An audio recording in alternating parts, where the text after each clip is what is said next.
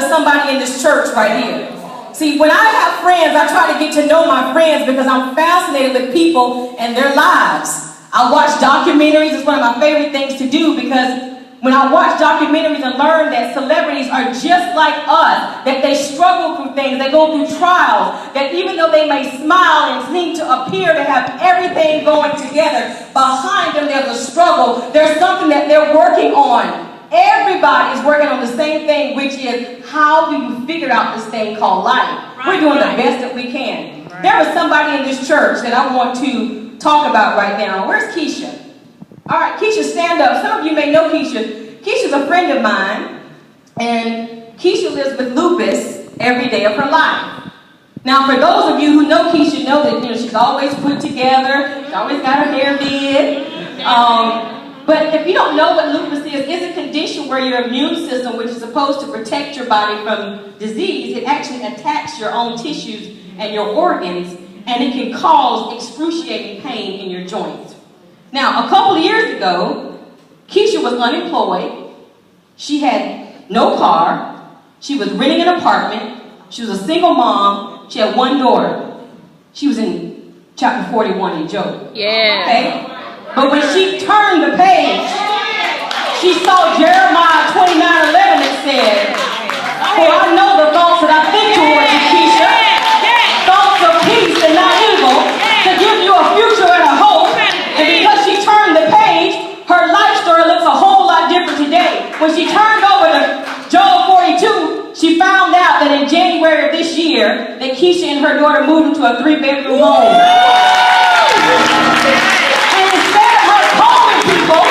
And asking them, "Can I get a ride to church?" She just drives to church every Sunday now in her Mercedes. That's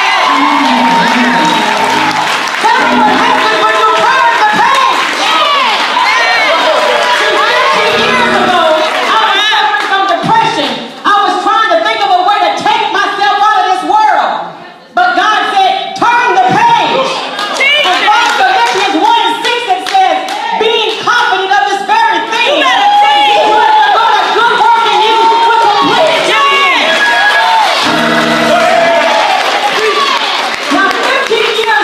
The very thing that I struggle with and suffer with is the exact same thing that God has used to help me to minister to other people. Yes. See, sometimes it's not what's happening in your life that's the problem. Sometimes it's your perception of what's happening in your life.